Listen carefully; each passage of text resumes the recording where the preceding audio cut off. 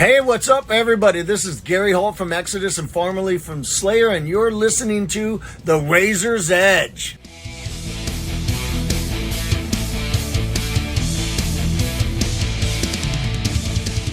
You're listening to The Razor's Edge. My name's Matt, and I'm at Bloodstock with Fernanda from Crypta. How are you doing today? I'm doing alright, especially after a dream come true, which was playing Bloodstock. Yeah. I've been waiting to play here since forever, and I finally made it, and it was a very nice show. Of course. Yeah, it was early. I didn't know what to expect, but it was pretty packed. So We had such a good reaction. I'm so from the happy. crowd, Yeah. so, yeah, that was excellent. And how was the set just from your performance? How was the sound on the stage? Actually, everything was pretty smooth, to be honest. Yeah. That's why I could deliver so much. It was a very intense one just because everything was perfect. Of course. Our crew did a good job with the sound and everything. The crowd did an even better job, just, screaming. And so, yeah, it was a very comfortable, very intense, nice one. It's good to hear. It's good to hear. So, you're here off the back of a UK run a couple of months ago. How was that tour? That was really cool. I've been willing to play in the UK. I've been here many times before with my previous band, but not with Crypta. So I was insisting to our agent, like, it doesn't matter what we do. Next tour we do this last year, we have to include the UK. I'm sure it's going to be cool. And I was very surprised to see that we do have a lot of fans in here, and they're passionate. They all bring their vinyls for us to sign and everything. And the shows were very intense, and it's been a pretty cool run. Yeah. It's good to hear. When you play back home to the fans, are they quite different in their energy to in the UK? Oh yeah. And I don't want to say that there's anything wrong with the UK. It's just that Latin American Brazil, it's a whole different world, Sure, man. yeah. When it comes to I don't know, like I think we're not used to seeing our favorite bands there in Latin America all the time. So whenever we have the chance, we go fucking nuts. That's what happens. So we are a very passionate crowd. We are very passionate headbangers. Not that you aren't, but they're like, shit goes crazy. People get wild. So there's a lot of difference in this, like in the way we show our passion there. Like you'll be. It was very intense here at Bloodstock, but there in Brazil it's just crazy. Well, I suppose it's a bit more special when they're not coming around all the time. So. Yeah, that's the thing, we usually, here in the summer, you can watch your favorite band 5 times. Right, yeah. We can watch our favorite bands every 3 years. So whenever they go down there, we're like, we want to show them we miss them. Of course. You released Shades of Sorrow last year. It's gone down really well. How happy are you with all of that? I couldn't be any happier, to be honest. Of course, we're a very hardworking band. We put a lot of effort in whatever we do. So, of course, when we want to release an album, we want it to, to succeed in some way. But we are very surprised on how well it did.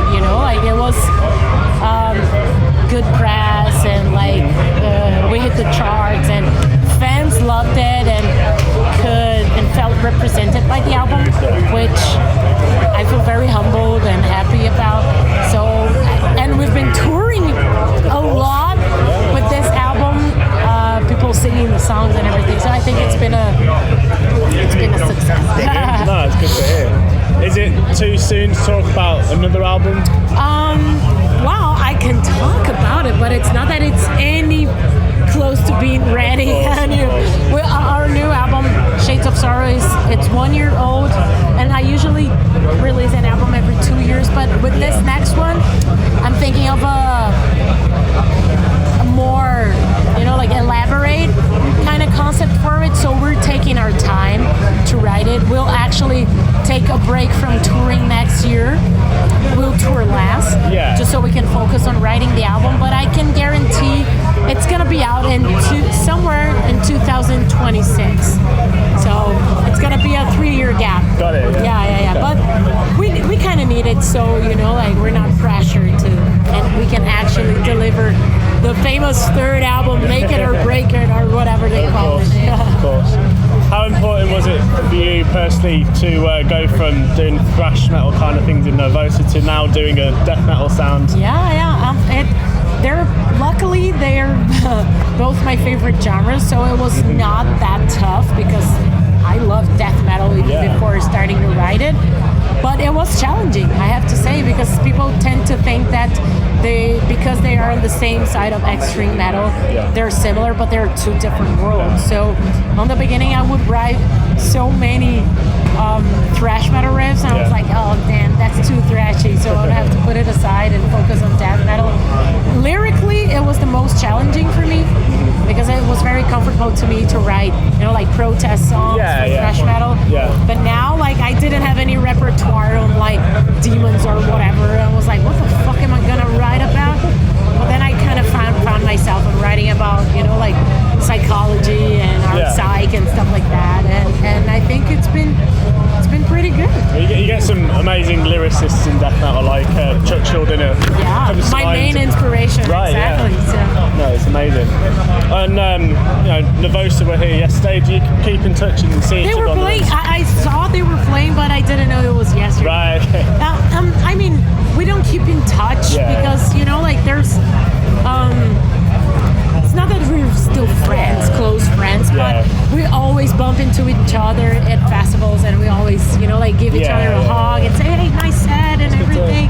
We try and keep a good relationship just because, it's part of my history. I have a lot of respect for my ex-band and for Prika and for, carrying on the legacy of the band I helped building too. So, no hard grudges, no grudges. And every time we see each other, we just try and say hi at least.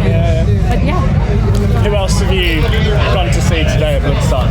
I'm sorry? Any of the bands you'll be watching today at Bloodstock? Deicide. Yeah. I cannot wait. I actually requested a break on the interviews. Oh, yeah. Just so I go there, watch the set, and then I'll be back for the interviews. I just love Deicide, and I do not have the chance to watch them every time, so I'll have to do it. And I wish I was here last night for Opeth. Oh, that was fucking love the band. Magical set, What's next for you guys the next few months after? Okay, so we still have some dates on this current tour. Then we'll do some dates in Brazil. Then a tour with Hatebreed, Carcass, Arms Way in the US. Then some more Brazil. Then next year we'll slow down a little bit so we can focus on writing the album. But there's still gonna be some touring. There's still gonna be some UK. I can guarantee that already. Excellent. Well, thank you for your time. Thank you. Nice to speak to you. Sorry it was a short one. I usually like to speak for hours, but it's what it is. We've got Deicide coming up, so I hope it was a good one for you. I'm sure. This has been Crypta at Bloodstock.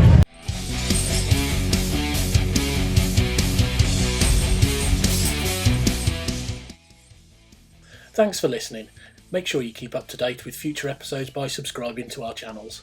For more information on this podcast, or for all the latest music news, reviews, interviews and more, head over to our website, www.therazorsedge.rocks.